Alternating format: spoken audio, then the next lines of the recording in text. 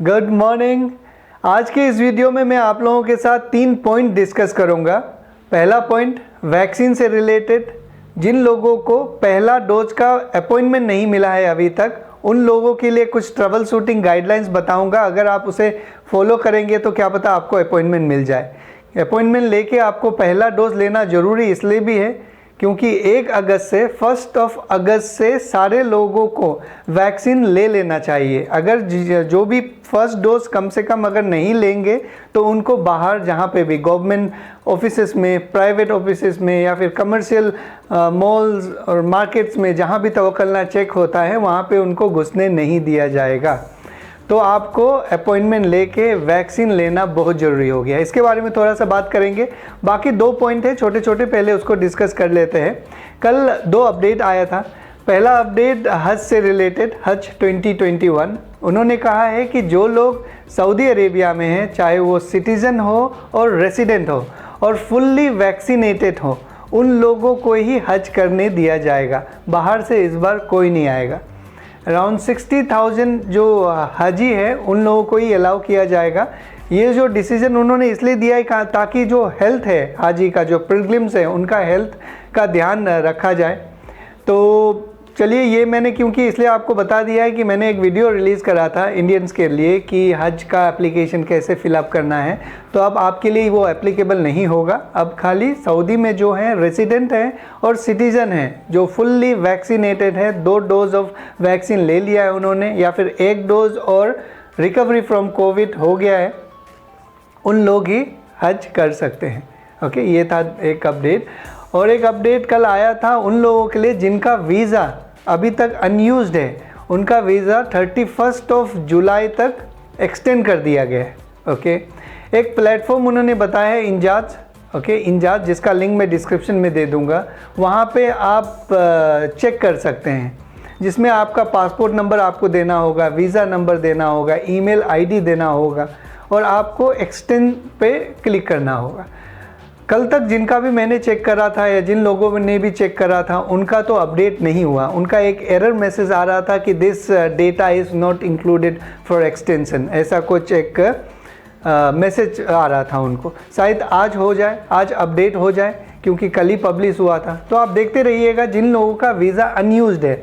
Unused मतलब उन्होंने ये नहीं कहा कि विजिट वीज़ा या फिर work visit visa, resident visa, ऐसा कुछ नहीं कहा। उन्होंने कहा अनयूज्ड वीज़ा, मतलब आपका वीज़ा इशू हो गया है, पासपोर्ट में स्टैम्प हो गया है, लेकिन आप उस वीज़ा में अभी तक ट्रैवल नहीं करे हैं। ओके, उसे ही अनयूज्ड वीज़ा बोला जाएगा।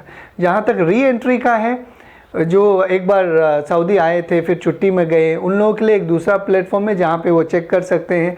बहुत सारे लोगों ने चेक भी किया उस पर, मैंने भी बहुत सारे लोगों का चेक किया, लेकिन अभी तक तो हुआ नहीं। मुझे लगता है कुछ गाइडलाइंस है, जैसे मैंने आपको पिछले वीडियो में बताया था, कुछ टर्म्स एंड कंडीशंस होंगे जो हमें पता नहीं है।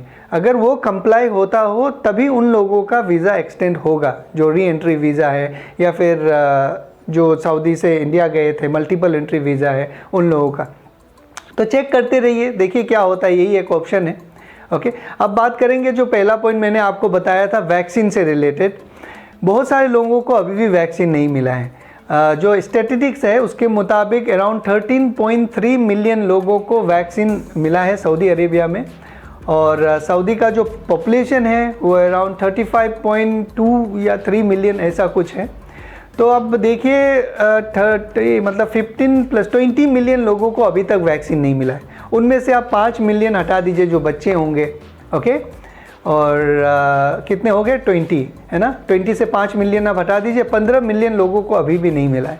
तो ये 15 मिलियन लोग हर समय सेहती और तवक्कलना ऐप में अपॉइंटमेंट के लिए ढूंढते रहते हैं। तो इसलिए कई बार अपॉइंटमेंट वहाँ पे नहीं मिलता है। ओके, और कई लोगों को अपॉइंटमेंट होते हुए भी नहीं मिलता होगा, तो उसके लिए वो क्या करें। मुझे लगता है मुझे लगता है कि उन्होंने या तो कुछ क्रोनिक डिजीजेस, अगर जब आप अपने आप को रजिस्टर कर रहे होंगे, एलिजिबिलिटी आने के बाद वैक्सीन के लिए रजिस्ट्रेशन करते हैं, तो आपको कुछ सवाल पूछे जाते हैं कि क्या आपको डायबिटीज़ है, क्या आप ओवरवेट है, आपका BMI 30 BMI से ज़्यादा है, बॉडी मास इंडेक्स से।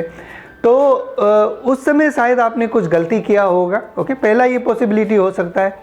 दूसरा ये हो सकता है कि आपने अपना मोबाइल का एप्लीकेशन, चाहे वो सेहती हो, तवक्कलना है, उसे अपडेट नहीं किया होगा, क्योंकि ये जो एप्लीकेशन है वो बहुत रेगुलरली फ्रीक्वेंटली अपडेट होता है। तो उसके लिए आप क्या कीजिए, अपने प्ले स्टोर में जाइए, वहाँ तवक्कलना लिखिए। अगर से वो अपडेटेड होगा, एक सिंपल सा तरीका बता रहा हूँ, अगर से वो अपडेटेड होगा तो सामने आ जाएगा ओपन, नहीं तो उसमें आ जाएगा अपडेट। तो अपडेट करके एक बार देखिए, शायद हो जाए। ओके, अब तीसरा एक सॉल्यूशन ये है कि अगर आप मान लीजिए आपने कुछ गलत डेटा अगर फिल कर दिया है अपना रजिस्ट्रेशन करते समय, तो उसका करेक्शन का प्रोसेस तो मुझे पता नहीं, लेकिन एक जो प्रोसेस है वो हम कर सकते हैं। जब मैंने तवक्कलना वालों से पूछा कि भाई हम मोबाइल नंबर कैसे चेक कर सकते हैं, तो उन्होंने बताया है कि आपको मोबाइल नंबर अपना तवक्कलना में चेंज करने के लिए आपको अपने अफसर अकाउंट में अपना मोबाइल नंबर चेंज करना होगा।